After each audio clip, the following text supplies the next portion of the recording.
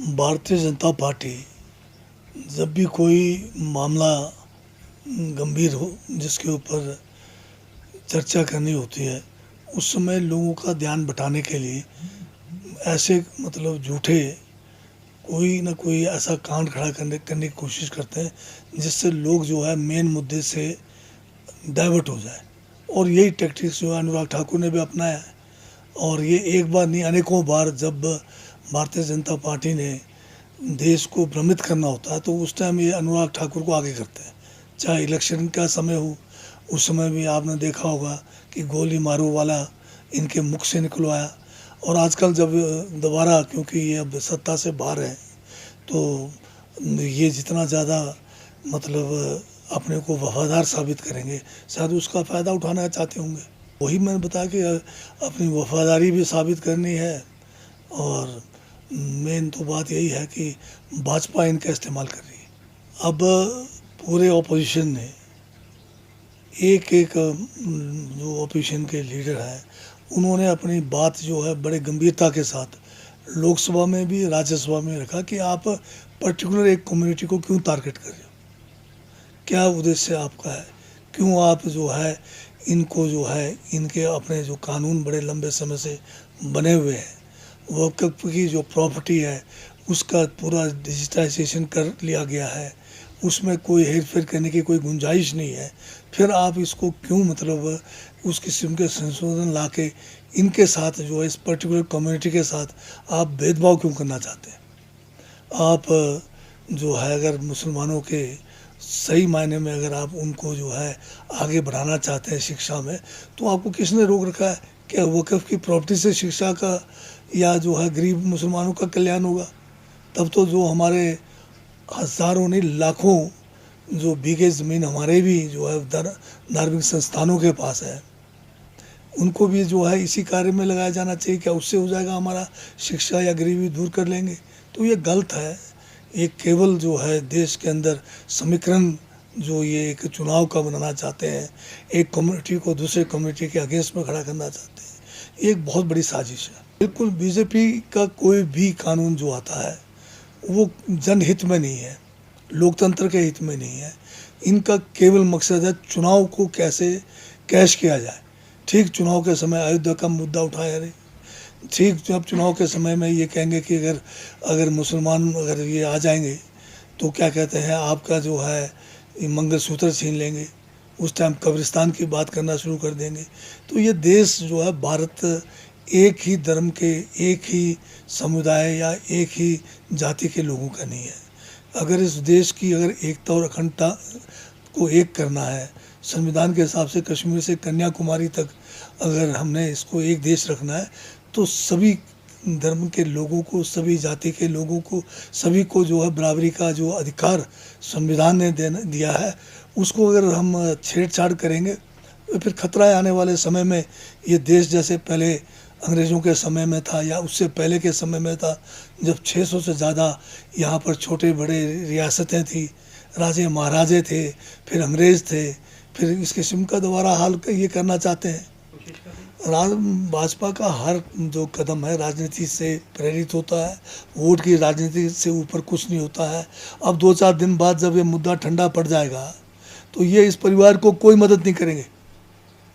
ये इस परिवार के लिए छोटा सा कोई काम होगा वो भी ये नहीं करके देंगे, काम तो हमें ही करना है।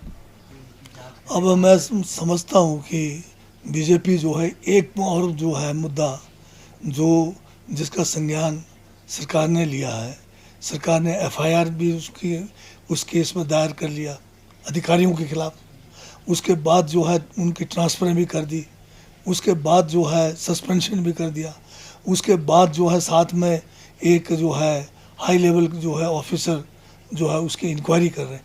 इतना सब होने के बाद भाजपा चाहती क्या है?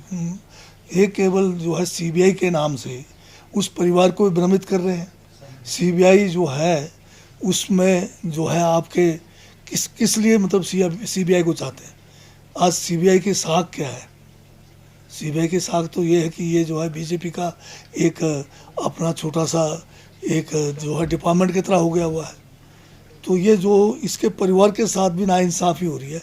आप एफआईआर में आप इनकी मदद कीजिए। अगर इन अधिकारियों ने किसी भी किस्म की जो भी कोई अगर गैर कानूनी काम उनके साथ किया है तो उसका एविडेंस लाना पड़ेगा। कानून में तो बिना एविडेंस का कुछ नहीं चलना है।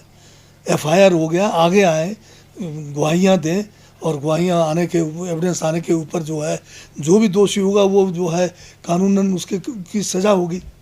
खाली जो है मीडिया ट्रायल से तो काम नहीं चलेगा ना। आप अभी एक अधिकारी का बयान सुन रहा था, बार बार एक हमारे विधानसभा में भी माननीय सदस्य कह रहे थे कि एफआईआर में जो है जो नाम बाय नेम जो है एक का नहीं दिया गया।